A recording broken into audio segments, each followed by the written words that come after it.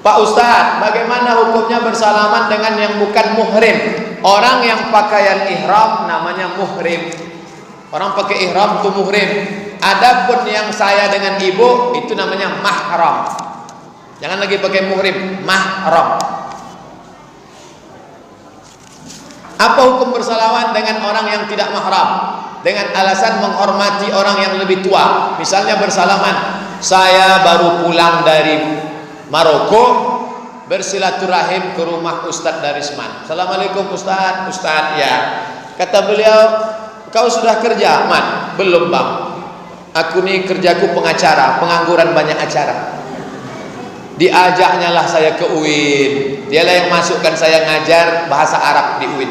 Sampai di UIN itu semangatlah saya, karena mahasiswinya cantik-cantik. Pas akhir semester datanglah mahasiswi itu mau salaman. Ustadz, mohon maaf silap salah kami ya. Saya itu waktu itu masih muda lagi, masih ganteng-ganteng, belum nikah.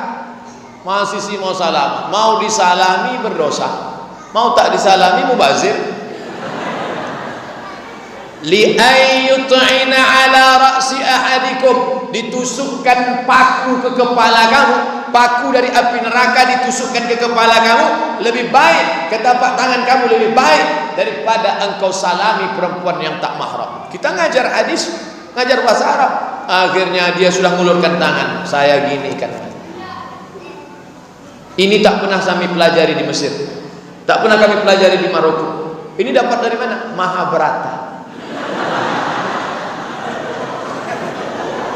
Namaste, namaste, namaste. Jadi caranya begitu. Kalau anak-anak gadis mau salaman, tapi kalau nanti nampak saya menyalami emak-emak, Pak Ustadz ikut mak ambo, Pak Ustadz, saya salami. Makcik sehat, amak sehat, baka mak kini sehat. Kemarin saya dari Padang Panjang ceramah, datang ibu-ibu sudah tua. Oh, ikut Ustadz Abu Somad. Iya mak, baka mak kini sehat, mak.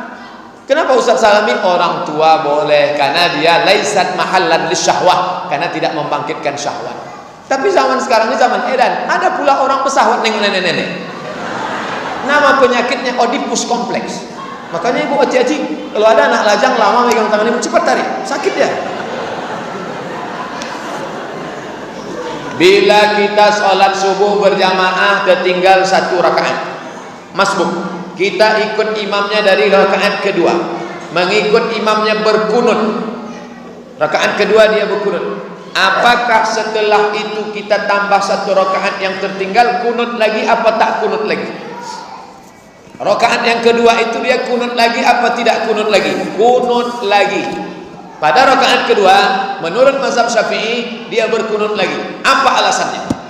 Tadi imam rakaat 2, si makmum itu rakaat 1. Pada saat si imam salam, si makmum tegak, maka rakaat yang kedua bagi makmum, maka si makmum kunut lagi, karena rakaat tadi itu adalah rakaat kedua bagi makmum. Maka dia angkat tangan lagi, Allahumma hadina fiman hadait. Kalau begitu kunutnya 2 kali. Ya, kenapa yang pertama itu kunut? Ju'ilal imamu liyutamma bihi, karena dia mengikut imam. Pada rakaat yang kedua itu rakaat kedua bagi diri dia, maka dia baca kunut. Itu alasannya menurut mazhab Syafi'i. Waktu menyembelih kurban, lalu tukang sembelih itu diupahkan oleh panitia kurban, apakah tukang sembelih yang diupahkan itu masih boleh mengambil daging kurban lagi? Daging kurban sebagai upah haram, sebagai hadiah boleh. Apa beda upah sama hadiah? Hadiah dapat alhamdulillah, tak dapat tak masalah. Tapi kalau upah wajib dapat, kalau tak dapat naik pisau tukate.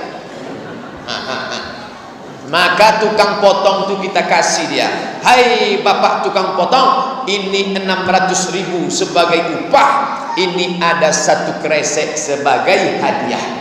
Maka daging yang dikasih itu sebagai hadiah. Adapun sebagai upah haram, bedakan upah dengan hadiah. Apakah kulit hewan kurban boleh dijual?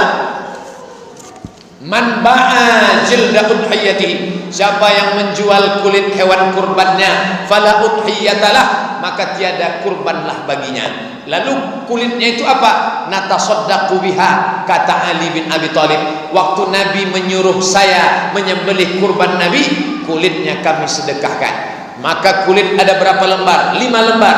Panggil fakir miskin. Fakir miskin, sini. Ya, mau kulit? Ambil. Kata fakir miskin, jijik, banyak darah, bau. Enggak lah. Akhirnya dia pergi. Kemana kulit? Saya boleh menjualkan kulit. Kebetulan saya punya kenalan, www.jange.com. Assalamualaikum Pak Jange. Yuk, apa kabar? Lama ndak bersuah, hampir setahun. Iya Pak Ustaz, korban tahun petang. Iku ada 5 lembar, tolong ambil ke masjid kami. Datanglah Pak Jange. Berapa 5 lembar? 500.000. Setelah jadi duit 500, saya panggil balik fakir miskin. Fakir miskin, sini. Mau kulit? Duit mau? Mau. Nah, ini duit 500. Ambil semua. Begitulah cara pengelolaan kulit yang betul. Yang sudah lewat apa boleh buat, akan datang kita perbaiki. Saya ikut koperasi dan selalu membayar iuran. Saat ini saya sedang meminjam di koperasi itu. Bagaimana hukumnya Pak Ustaz? Riba. Pinjam 1 juta bayar 1.100.000, riba. Pinjam 100 bayar 110, riba. Orang yang riba, 5 ancaman bagi riba. Pertama, alladzina ya'kuluna riba la yaqumuna illa kama yaqumu alladzi yatakhabbathu syaitanun mas. Orang yang makan riba nanti bangkit dari kubur macam bangkitnya orang yang kerasukan setan. Kata orang Jawa, kesambet. Nanti kalau kita bangkit dari kubur nampak ada di samping kita orang kesambet, itu makan riba dulu. Cuman khawatirnya kita tengok kiri kanan tak ada kesambet, kita pula kesambet. Yang kedua, ayyuma lahmin, makan riba, dimakan, yummy, masuk ke dalam badan. Ayyuma lahmin nabata min aramin, setiap darah daging di badan dari riba, fannaru aula bih, tempatnya api neraka. 3, duit riba tadi dikumpul, riba, dibawa haji ke Makkah. Labbaik Allahumma labbaik, labbaik la syarika lak labbaik. Apa kata malaikat? La labbaik wala sa'daik. Kau tak dapat balasan, zaduka haram, karena kau berangkat dengan uang haram. 4, dipakai duit riba tadi sedekah, bagi fakir miskin. Innallaha thayyibun, Allah maha baik, la yaqbalu illa thayyiban, Allah tak menerima kecuali yang baik-baik saja. Duit riba dimakan, masuk ke dalam badan, menjadi darah daging, naik ke otak. Otak yang makan riba, pikirannya kotor. Na'udzubillah. Bila kita mendapat rezeki, mana yang didulukan? Bayar utang atau beli hal yang diinginkan?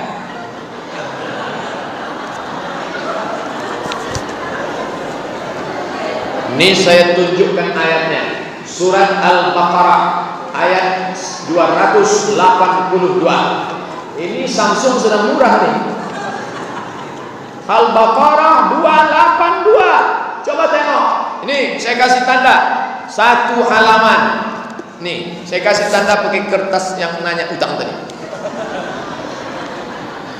Ya ayyuhalladzina amanu, hai orang-orang yang beriman, idza tadayantum bidainin, kalau kalian menjalin transaksi utang piutang, ila ajalin musamma, sampai batas waktu tertentu, faktubuh, tulis. Ayat paling panjang bukan tentang sholat, bukan tentang puasa, tentang hutang piutang, bayar hutang yang sudah jatuh tempo. Orang yang mati syahid tidak akan merasakan sakratul maut, tidak merasakan azab kubur, tidak merasakan hisab, illa dain, hutang. Yang mati syahid saja hutangnya dituntut, apalagi mati konyol. Jadi ya, keinginan-keinginan tunda dulu, bayar hutang dulu. Ini hutang tak ada yang bisa menolong kecuali hutang. Bagaimana sebenarnya tanggung jawab hutang itu Pak Ustaz? Ayat hutang yang luar biasa.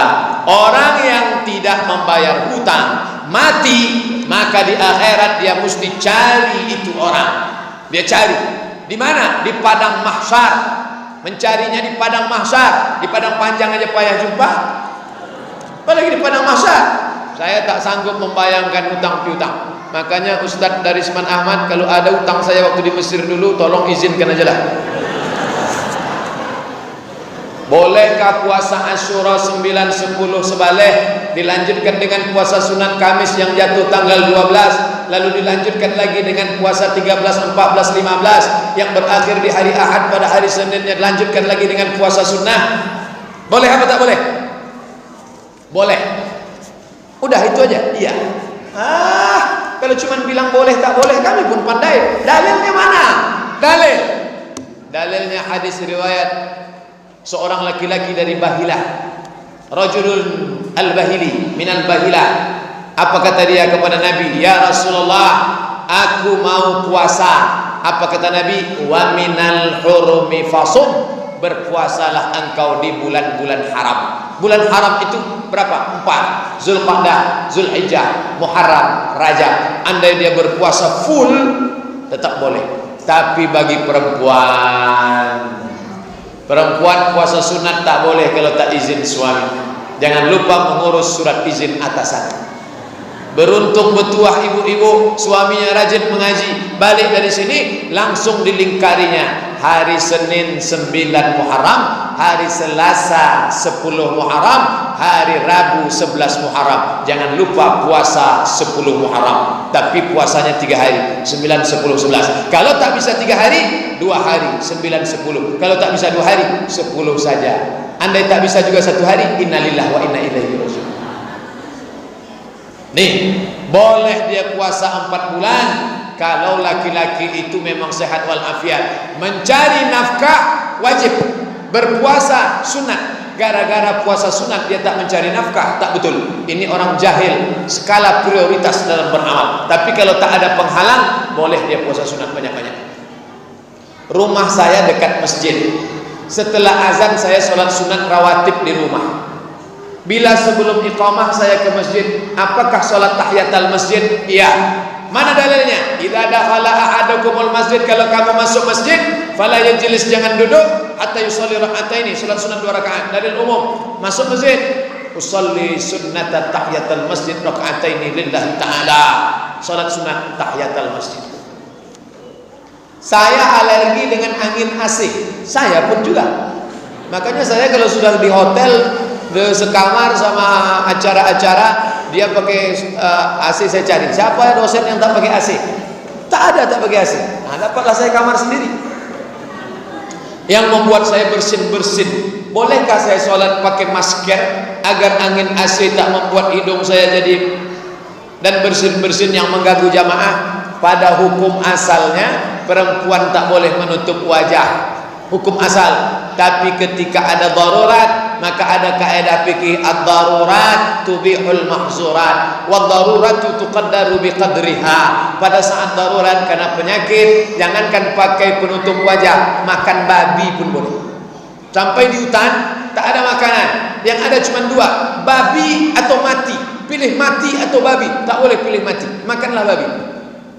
Makanya bawa kecap, oles-oleskan babi itu sedikit.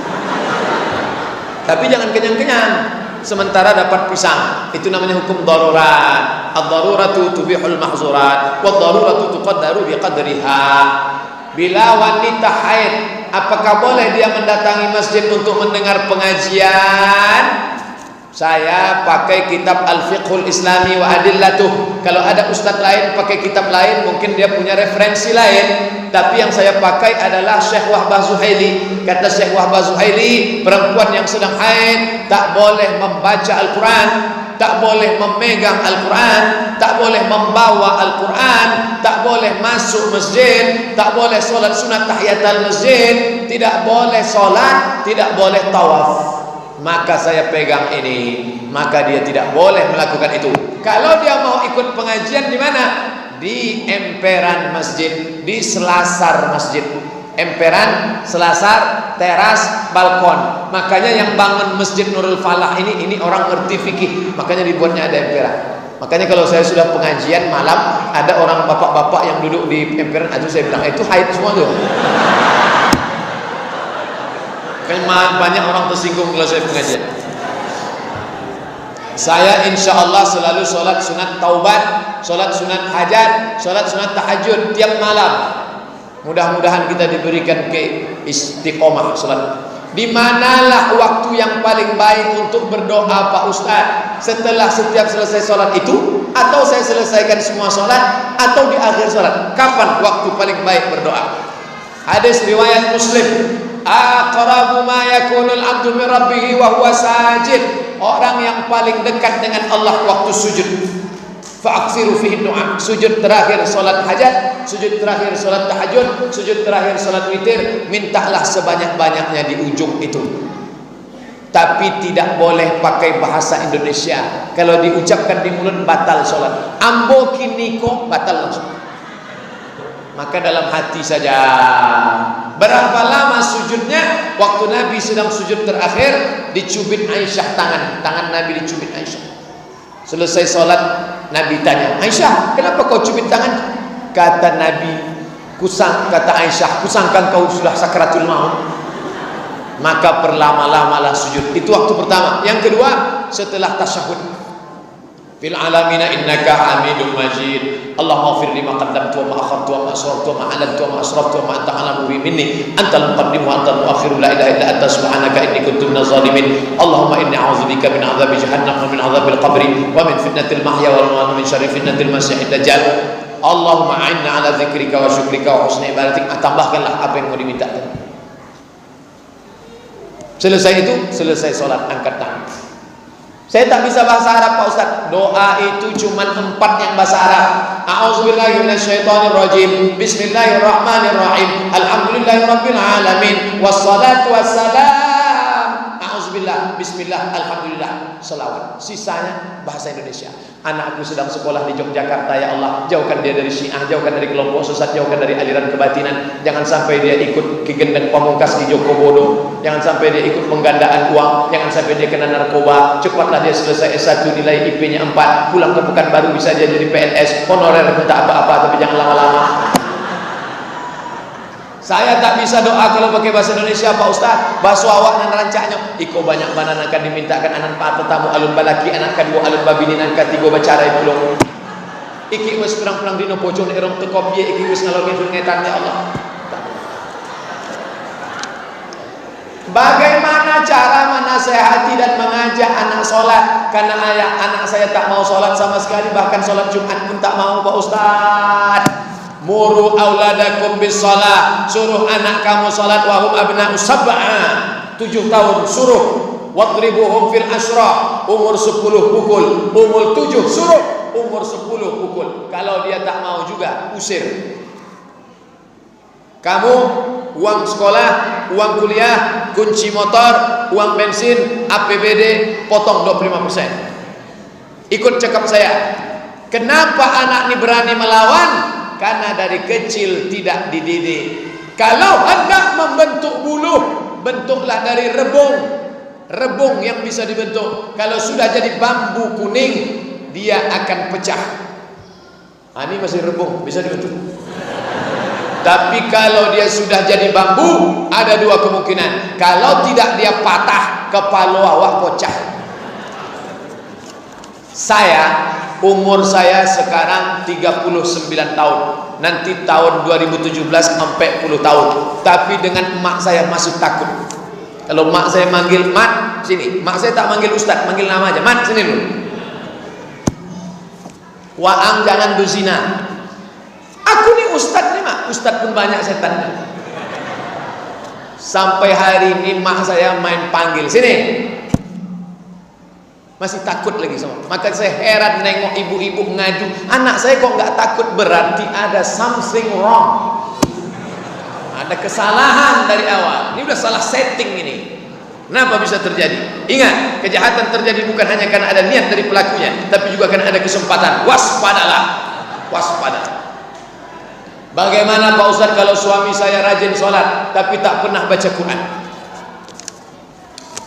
Iqra'ul Quran, bacalah Al-Quran. Fa innahu ya'ti yaumal qiyamah, Quran itu akan datang pada hari kiamat. Syafi'an li ashabi, dia akan memberikan syafaat pertolongan. Bacalah Al-Quran. One day, one juz, 1 hari 1 juz. Kalau tak sanggup 1 hari 1 juz, one day half juz, 1 hari setengah juz. Kalau tak sanggup, one day one page, satu hari satu halaman. Ikut program Odoj, one day one juz, motivasi. Yang penting baca Quran. Belum sanggup baca semua Quran, baca hatinya Quran. Yasin. Man qara'a Yasin fi lailatin, siapa yang baca Yasin pada suatu malam, asbaha maghfuran lah, pada waktu subuhnya dia sudah diampuni Allah. Awal-awalnya Yasin, habis itu Al-Kahfi malam Jumat, habis itu juz Tabarak. Siapa yang baca 30 ayat sebelum tidur malam, tabarakalladzi biyadihil mulku wa huwa ala kulli syai'in qadir, dijauhkan dari azab kubur. Membaca surat Al-Waqi'ah, dijauhkan daripada miskin susah melarat. Dipahami maknanya, membangkitkan semangat etos kerja. Tapi dia bukan mantra, bukan dibaca-baca tiba-tiba datang duit dari atas, bukan. Itu namanya Dimas Kanjeng. Pak Ustadz, bagaimana bila anak perempuan saya yang sudah menikah tidak memakai jilbab? Apakah masih tanggung jawab kami sebagai orang tua? Ya, tanggung jawab orang tua kepada anak dua, mati anak itu duluan atau kita mati duluan. Adapun dia menikah, dulu dia di rumah kita pakai jilbab, di rumah kita dia sholat. Setelah nikah tiba-tiba jilbabnya melayang, pakaiannya setengah tiang, pakai baju you can see, you kamu can bisa see menengok, you can see kamu bisa menengok ke tiang mini saya. Maka kita wajib panggil dia, hai anakku duduk sini, hai menantuku duduk sini. Mau dibawa kemana hubungan ini? Hah? Hei menantuku, ini anakku ini bukan dapat kau di tong sampah. Ini ku didik 9 bulan 10 hari di sini, 2 tahun ku susukan. Tiba-tiba kau datang hanya membawa cincin emas 1 gram, itu pun masih kredit. Enaknya kau menyuruh dia buka jilbab. Maka kau mesti takut kepada Allah. Makanya sebelum menikahkan anak itu, menantu itu di fit and proper test. Apa yang pertama ditengok? Agama. Nih, yang masih punya anak-anak gadis yang akan menikah, hai saudara-saudaraku, bapak ibu saudaraku yang kusayangi sekalian, mau menikahkan anak, yang pertama tengok agamanya. Allahumma inna nas'aluka salamatan. Ibu ni sudah datang anak lajang buka gorden, tengok pakai mobil mewah. Ikolah yang nampak malam tadi waktu istikharah bang. Jadi nikahkan aja sama ini. Entah tak sembahyang, tak perlu tanya solat tak solat, yang penting kita nikahkan. Akhirnya dinikahkanlah sama orang yang tak solat.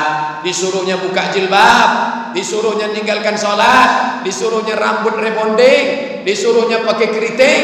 Macam anak Ahmad Albar anak kita tuh jadi rusak agama. Tidak ada yang dapat menyelamatkan umat ini selain balik kepada agama. Siapakah mahram kita yang boleh bersalaman bersentuhan dengan kita Pak Ustaz? Karena antara ipar kita apakah mahram? Dengan guru, dengan murid? Karena banyak orang sembarangan salaman. Saya dengan mahasiswi tidak. Tapi anak-anak MDA ini kalau salaman, kan anak kecil, menengok anak-anak ingat kita anak di rumah, menengok mahasiswi lupa bini kita di rumah. Jangan kena alasan murid, ingat talbisu iblis, setan sedang bermain. Dia sudah akil balik, tangannya lembut, ada getaran-getaran syahwat. Saya tak bersyahwat Pak Ustaz. Berarti homo. Hati-hati. Nah, adapun adik ipar, kata Nabi jangan kalian dekat-dekat. Wa kaifal hamu? Alhamu al-maut. Alhamu al-maut. Ipar itu mati kata Nabi. Ipar mati. Kenapa ipar itu disebut mati? Saya nikah dengan kakaknya, saya mesra dengan adik ipar. Ini kalau sempat terjadi mati. Kisah nyata, true story. Bertanya ke saya, Pak Ustadz, boleh saya nikah lagi? Boleh. Suruh izin, surat izin atasan. Tapi kalau saya menikah hancur rumah tangga ini Pak Ustadz. Kenapa? Yang suka sama saya itu adik ipar saya. Tengok, sudah macam adik saya, sudah macam adik saya, sudah macam. Berapa lama yang awalnya macam menjadi macam-macam. Hati-hati. Adik ipar, Ustadz punya adik ipar, punya. Pernah Ustadz salami sekali, haram tak pernah salam. Asal dia mau salaman, jaga. Aneh kata orang. Ja'al Islamu gharibun, Islam di waktu datang dulu pertama kali aneh, fasawfa yakunu ghariban di akhir zaman, dia akan aneh. Fatuba lil ghuraba, berbahagialah orang yang dianggap aneh. Kita mulai dari keluarga diri kita sendiri. Ada ibarat tak disana. Bagaimana orang sekarang banyak menitipkan anaknya ke orang tuanya karena dia bekerja dan istri bekerja.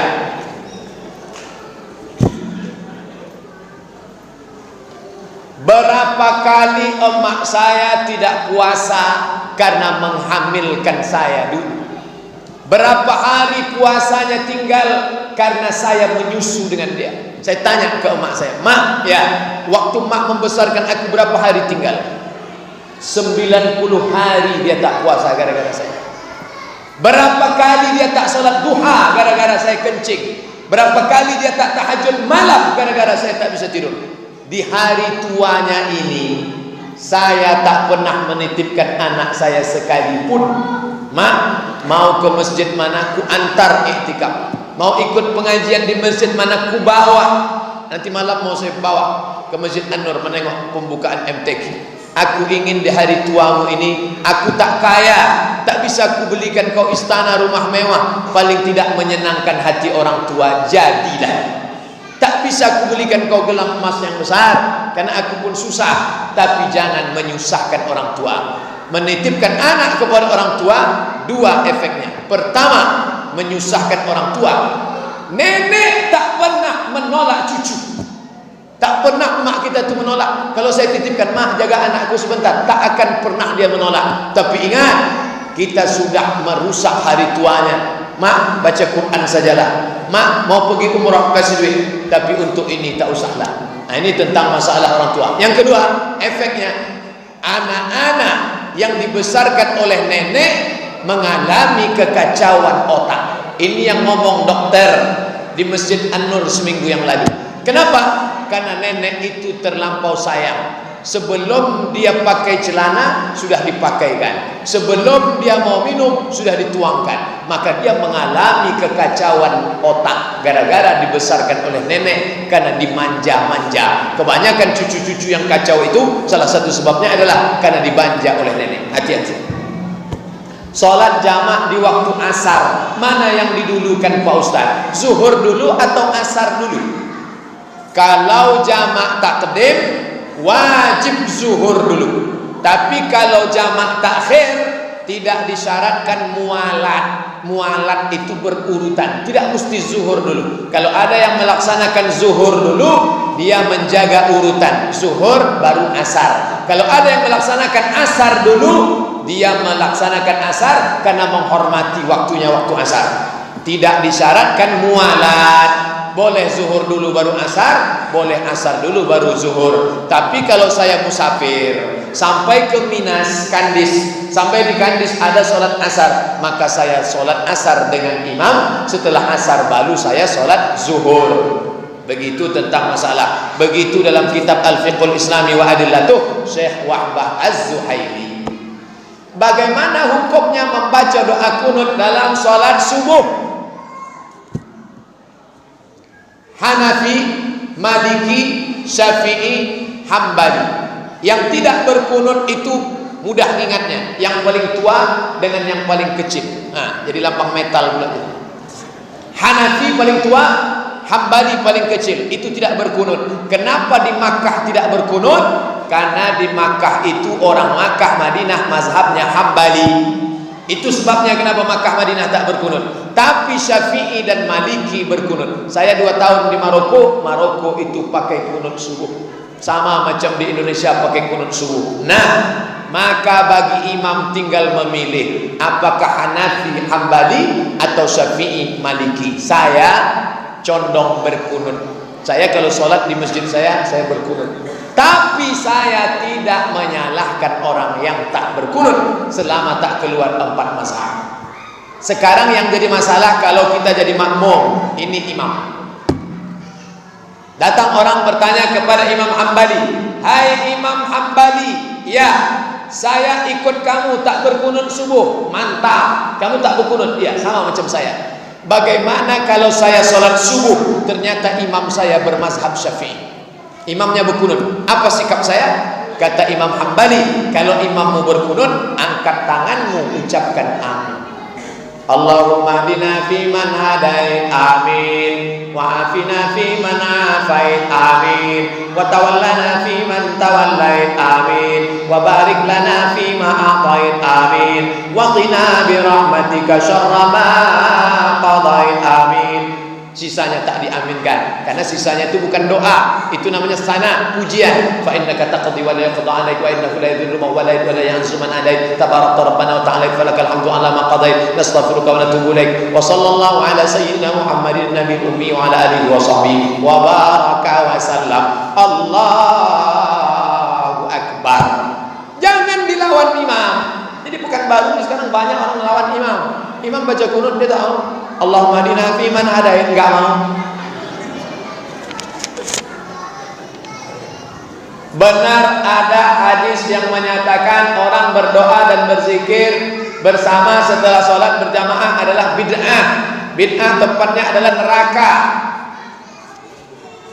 jika tidak dibuat Nabi bid'ah. Orang yang suka membid'ah dia pakai 5 jari saja. Jika tidak dibuat Nabi bid'ah. Orang belajar di Mesir 4 tahun, di Yordania 2 tahun, di Mesir 4 tahun, di Maroko 2 tahun, di Madinah 13 tahun. Dia enggak, dia cukup pakai 5 jari. Jika tidak dibuat Nabi bid'ah. 1 Muharram bid'ah. Dolalah fitnah. Tak sesederhana itu, bro. Makanya ente ngaji. Ini ngaji tak mau. Selama ada dalilnya, maka dia tidak boleh disebut bid'ah. Apakah dalil itu am, apakah khas, apakah mutlaq, apakah muqayyad, apakah ba'id ataupun qarib. Selama ada 6 dalil, tidak boleh dikatakan bid'ah. Nah, bagaimana kalau imam itu baca doa? Allahumma inna nas'aluka salamatan fid din. Amin. Ada tak dalilnya? La yajtami malaun, sekelompok orang berkumpul. Fayad'u ba'duhum, berdoa satu orang. Wa yu'minuhum sa'iruhum, diaminkan oleh yang lain. Illa ajabahumullah, Allah mengabulkan doa mereka. Ada dalilnya. Dalil ini diperkuat dengan ayat Quran. Qad ujibat da'watukuma, doa kalian berdua dikabulkan. Yang berdoa itu Nabi Musa. Ya Allah, selamatkan kami menghadapi Fir'aun, selamatkan kami melawan Fir'aun, selamatkan kami dari kejaran Fir'aun. Yang mengaminkan Nabi Harun. Amin, amin. Doa bersama bukan hanya ada pada syariat Nabi Muhammad, tapi sudah ada pada zaman Nabi Musa alaihissalam. Buka tafsir Ibnu Katsir dalam ayat qad ujibat da'watukuma. Ada dalil am, maka tak boleh dibid'ahkan. Apa kata Ustaz Abdullah Hadrami dari Malang? Kalau anda mengatakan saudara anda, hei pelaku bid'ah, maka anda sudah mengatakan, hei pelaku neraka. Hati-hati, ini konsekuensi hukumnya luar biasa. Selama ada dalil, maka tak boleh dibid'ahkan orang lain. Dalil am, dalil khas, dalil mutlak, dalil muqayyad, dalil ba'id, dalil qarib. Di mana dibahas? Ilmu usul fikih. Sekarang ilmu usul fikih tak mau dipelajari orang. Sekolah tidak sekolah agama, membid'ahkan orang berapi-api. Mohon dibantu Pak Ustaz. Kenapa ada 4 mazhab? Siapa ngomong 4 mazhab? Syafi'i, Maliki, Hanafi, Hambali, Auza'i, Sufyan Tsauri, Sufyan Ibnu Uyainah, Imam Lais Ibnu Sa'ad, Imam Al-Auza'i, Imam Yahya Ibnu Yahya Al-Laitsi. Mazhab itu sampai ada 14. Buka dalam Muqaddimah Fiqhul Islami wa Adillatu Syekh Wahbah Zuhaili. Mazhab itu banyak, tapi karena murid-muridnya itu banyak yang meninggal tidak menuliskan kitab imamnya, maka yang populer tinggal 4. Pertama Hanafi, meninggal tahun 150 di Kufah, Irak. Yang kedua Maliki, meninggal di Madinah tahun 179. Yang ketiga Syafi'i, meninggal di Kairo, Mesir tahun 204. Yang keempat Hambali, meninggal di Baghdad, Irak tahun 241. Bukan cuma 4, yang masyhur itu 4. Kenapa mesti ada mazhab? Ini Quran, ini sunnah. Marilah kita kembali ke Quran dan sunnah. Marilah kembali ke Quran dan Sunnah. Tidak semua orang bisa kembali ke Quran dan Sunnah. Saya bisa kembali ke Quran dan Sunnah, langsung saya kembali ke Quran dan Sunnah. Tapi tak semuanya bisa, tak sanggup. Dia harus ke gelas dulu. Quran, Sunnah, gelas, baru dia. Kita baca Quran. Fi qulubihim maradun. Dalam hati mereka ada penyakit. Mana ada penjelasannya? Jadi maka saya yang tak paham datang ke Dr. Mustafa Umar. Dr. Mustafa Umar, apa artinya ini? Oh, ini artinya ragu. Maka saya sedang bermazhab. Mazhab apa namanya? Mazhab Mustafa Umar. Mazhab itu artinya pendapat ijtihad si imam. Jadi jangan katakan kamu ikut Syafi'i apa ikut Nabi, kamu ikut Syafi'i apa ikut Quran. Itu orang jahil bin bahlul bin goblok. Imam Syafi'i itu hafal Quran, Imam Syafi'i itu hafal hadis, Imam Syafi'i itu gelarnya Nasirus Sunnah. Quran, hadis, ijma', qiyas. 10. Quran, hadis, ijma', qiyas, syar'u man qablana, qaulus sahabi, istihsan, istishab, urf, saddu zara'i. 10 di kepala Imam Syafi'i. Baru bisa dia mengeluarkan satu hukum. Belajar baik-baik. Tinggal 2 kertas lagi. Bapak Ibu sabar. Apa hukum mengadakan wirid Yasin? Karena ada sebagian orang mengatakan bid'ah. Kalau ada orang mengatakan bid'ah, bid'ahnya di mana? Baca Yasin bid'ah. Yasin itu Quran apa tak Quran? Kecuali ada namanya wirid membaca Matius, Markus, Yunas, Yohanes, baru bid'ah. Yasin itu ada dalam Quran. Kenapa Yasin dan dibaca? Karena setiap surat-surat itu ada keutamaannya. Man qara'a surat al-kahfi lailatal yaumal jumu'ah. Siapa yang baca surat al-kahfi malam Jumat, Allahu lahu min nur. Diberikan Allah dia cahaya ma bainal jumu'ataini. Ada keutamaannya. Dibaca Yasin kan ada keutamaan Yasin. Oh, bid'ah kalau dibaca bersama-sama. Dibaca bersama-sama itu kata Imam Ibnu Taimiyah. Ibnu Taimiyah mengatakan baca bersama-sama itu hukumnya la ba'sa bih, boleh, tak masalah. Imam Al-Buhuti mengatakan kalau baca bersama-sama tajwidnya tak sama, makruh. Tapi ibu yang sudah belajar tajwid bersama, bacanya bersama. Kata Imam Syafi'i dalam kitab Majmu' Syarah Muhadzab, membaca Quran bersama hukumnya mustahab, dianjurkan. Membangkitkan semangat. Yasin di Maroko sebelum sholat Jumat membaca Quran bersama-sama 1 jam. Masjid-masjid Maroko hari Jumat datang jam 11, baca Quran sampai jam 12 bersama-sama, beramai-ramai. Itu bukan orang kampung kita yang buat. Ustaz, tolong jelaskan biografi Imam Abul Hasan Al-Asy'ari dan kenapa kita bermazhab Syafi'i dalam akidah bermazhab kepada Imam Abul Hasan Al-Asy'ari. Imam Abul Hasan Al-Asy'ari itu awalnya golongan Mu'tazilah. Setelah 40 tahun dia buka jubahnya, dia lepaskan, dia campakkan. Sebagaimana aku mencampakkan jubahku ini, begitulah aku keluar dari Mu'tazilah. Sekarang aku menjadi Ahlus Sunnah wal Jamaah. Membaca ayat Quran tak bisa dipahami secara tekstual. Ar-Rahmanu 'alal arsy istawa. Allah duduk di atas kursi. Macam mana Allah duduk di atas kursi? Kalau Allah duduk di atas kursi, berarti kursinya di bawah. Kalau Allah duduk di atas kursi, berarti Allah mengambil tempat. Kalau Allah mengambil tempat, berarti Allah bukan Tuhan. Karena bertentangan dengan 2 ayat. Laisa kamitslihi syai'un wa huwas samiul basir.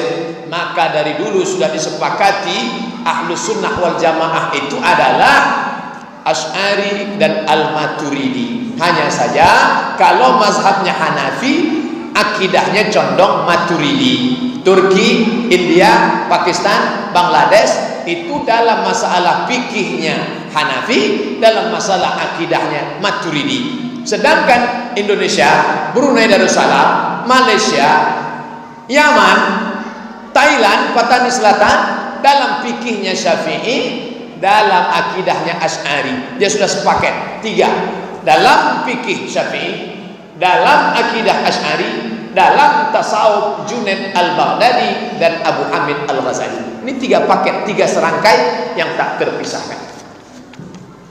Apakah doa di saat sujud dengan bahasa Indonesia diawali dengan ta'awuz bismillah, alhamdulillah, salawat? Tidak. Waktu sujud itu kalau ada dia pakai a'udzubillahi minasyaitonirrajim, bismillahirrahmanirrahim, alhamdulillahirabbil alamin, wassalatu wassalam, boleh, karena membaca bacaan di dalam sujud itu boleh. Tapi andai dia tidak baca ta'awuz, tidak baca bismillah, tidak baca alhamdulillah, tidak salawat, langsung sudah. Kenapa? Karena semua itu sudah terbaca di awal sholat. Alhamdulillahirabbil alamin. Auzubillahi di awal. Auzubillahi minasyaitonirrajim. Bismillahirrahmanirrahim. Alhamdulillahirabbil alamin. Selawatnya at-tahiyatul mubarakatuh shalawatut thayyibatullah. Selawat. Andai tidak maka sudah tercover dengan itu. Maka waktu sujud itu tinggal doanya saja. Kertas terakhir. Bolehkah sholat memakai mukena yang bergambar binatang? Nah, jangan pakai gambar kucing, gambar kelinci, gambar Barbie, gambar daun, gambar bunga boleh. Bunga pun jangan besar-besar. Buatlah bunga besar. Orang di belakang menengok. Di mana lah di bordirnya ini? Ada berapa bunga teh ayam sih? Pokoknya yang bagus, yang polos-polos saja. Tapi yang bunga tak salah. Makanya keliling ini bunga-bunga. Coba tengok bunga semua. Hebat. Paling banyak pintu dikasih bunga Masjid Nurul Falah. Bunga. Binatang tak boleh. Kepala harimau, kepala binatang yang bernyawa tak boleh. Apa hukumnya menolong orang tua yang berbeda agama dengan kita? Orang tua non muslim. Boleh. Mana dalilnya? Enak aja Ustaz ngomong boleh. Asma binti Abi Bakar datang menghadap Nabi. Ya Rasulullah, ummi qadimat wa hiya raghibatun. Emak saya non muslim. Emak Asma itu non muslim. Mau jumpa sama Asma karena sudah rindu. Asma takut berjumpa dengan emaknya. Lalu dia nanya ke Nabi, afa asiluha, bolehkah ku sambung silaturahim dengan emakku? Kata Nabi, siliha, silakan sambung. Apa utiha, boleh ku kasih dia hadiah, ku belikan baju, ku kasih duit? Kata Nabi, i'tiha, boleh. Ibu, bapak, mu'allaf punya emak non muslim, boleh. Saya kasih baju, boleh. Saya belikan kamput, jangan. Tapi kalau sudah dalam masalah ibadah, wala ana abidu ma'abatum wala antum abiduna ma'abud lakum dinukum waliyadi. Terima kasih atas segala perhatian. Mohon maaf segala kesilapan. Ala hazihin niyah al-Fatihah. A'udzu billahi minasyaitonir rajim. Bismillahirrahmanirrahim. Alhamdulillahirabbil alamin. Arrahmanir rahim. Maliki yaumiddin. Iyyaka na'budu wa iyyaka nasta'in. Ihdinas siratal mustaqim. Siratal ladzina an'amta 'alaihim ghairil maghdubi 'alaihim waladdallin. Amin.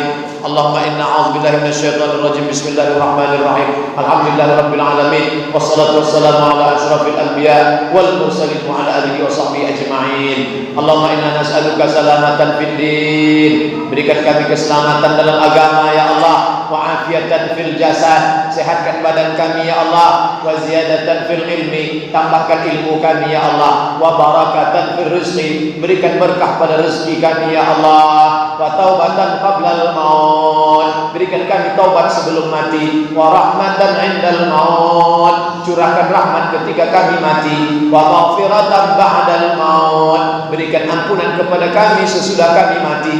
Allahumma hawwin alaina fi sakaratil maut, ringankan kami waktu melewati sakaratul maut ya Allah, wan najata minan nar, selamat dari api neraka, wal afwa indal hisab, selamatkan maafkan kami ketika amal kami dihisab. Rabbana ighfir lana dzunubana wa liwalidayna, ampunkan kami, ampunkan dosa kedua orang tua kami, wa li azwajina, pasangan hidup kami, wa li masyayikhina, guru-guru kami, wa li dzurriyyatina, anak cucu keturunan kami, wa liman hadarana, semua yang hadir dalam majlis kami siang ini ya Allah. Allahumma qdim lana bi husnil khatimah, tutup umur kami dengan husnul khatimah, wa la taqdim alaina bi su'il khatimah, jangan tutup umur kami dengan su'ul khatimah. Allahumma ja'al akhir kalamina inda tihai ajalina, jadikan ucapan terakhir kami waktu ajal kami sampai, yang keluar dari mulut kami qaula la ilaha illallah. Rabbana atina atina fid dunya hasanah wa fil akhirati hasanah wa qina adzabannar. Wa sallallahu ala sayyidina Muhammad wa ala alihi washabihi wasallam. Walhamdulillahi rabbil alamin. Taqabbalallahu minkum minna wa minkum taqabbal ya karim.